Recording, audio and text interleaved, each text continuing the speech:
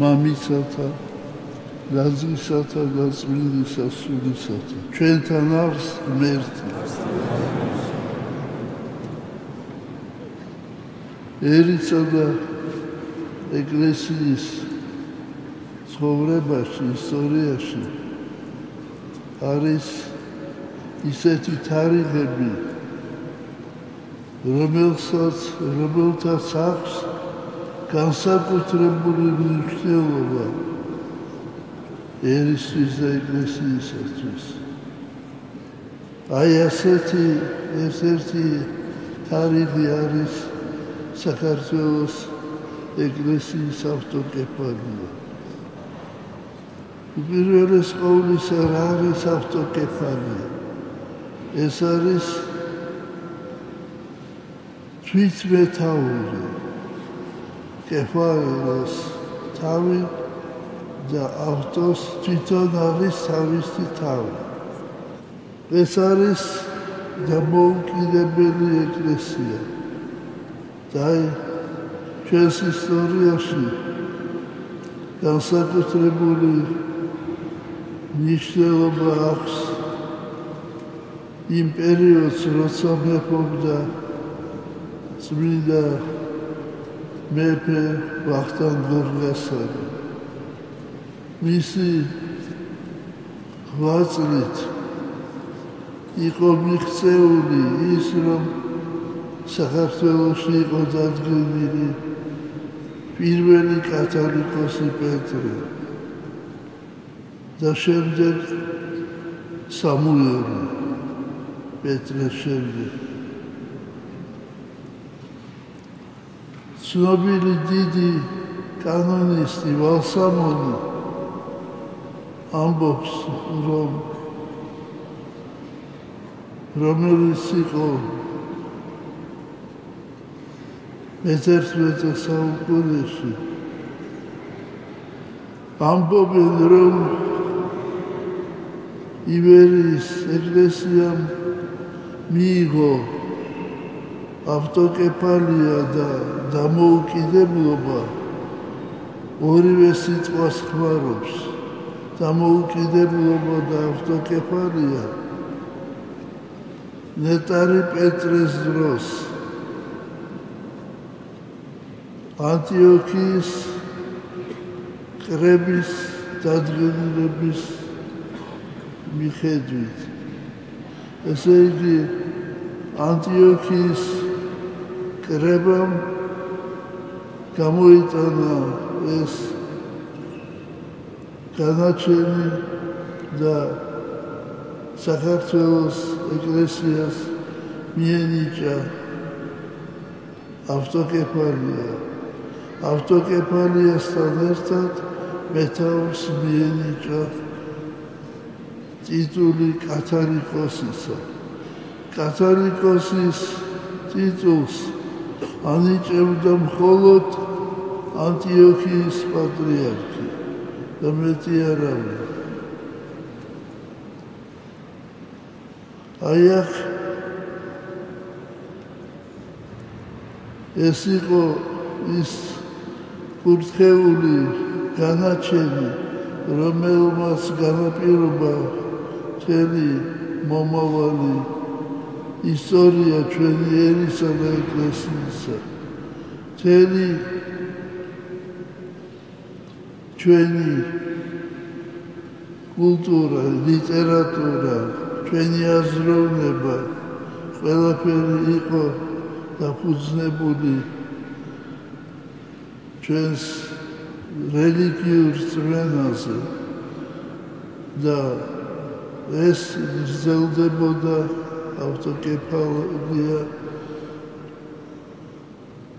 1811 წლამდე.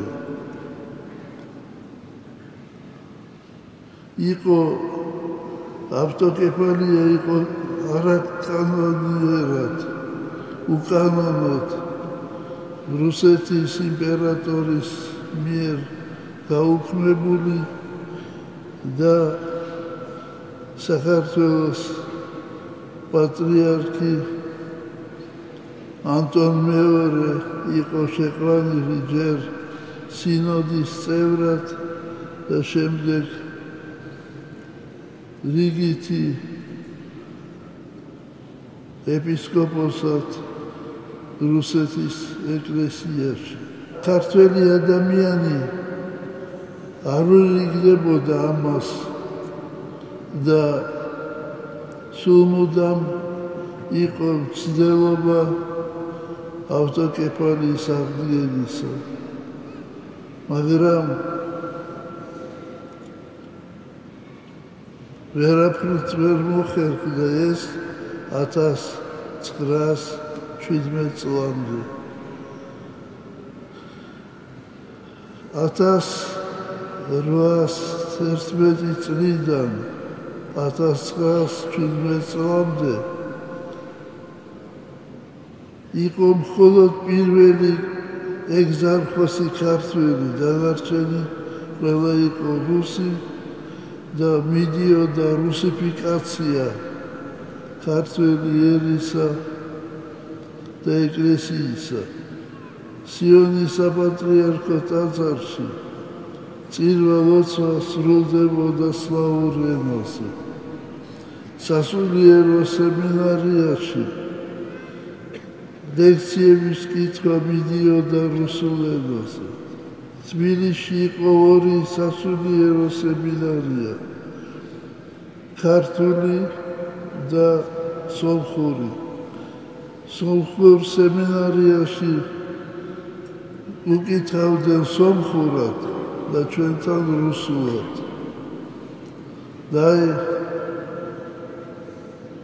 დადგა ეს კურთხეული დრო და როცა საქართველოს ეკლესიაში ბრწყინავდნენ ასეთი დიდი მღვდელმთავრები, როგორიც იყო კირიონ საძაგლიშვილი, ლეონიდე ოქროპირიძე, ამბროსი ხელაია, ნაზარი ლეჟავა და მრავალი სხვა, ლეონიდე ოქროპირიძის მეთაურობით იყო შესდგა საეკლესიო კრება და გამოცხადებული იქნა, რომ აღდგენილია საქართველოს ეკლესიის ავტოკეფალია.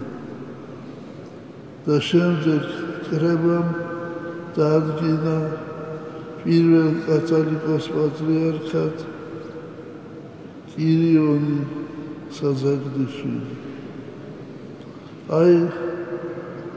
აღდგენის დღესასწაულს აღნიშნავს საქართველოს დღეს და ჩვენ უნდა თვალისჩინივით უნდა გავუფრთხილდეთ ამას, იმიტომ რომ მრავალი ადამიანი შეეწირა ამ საკითხს და მრავალი ადამიანი იყო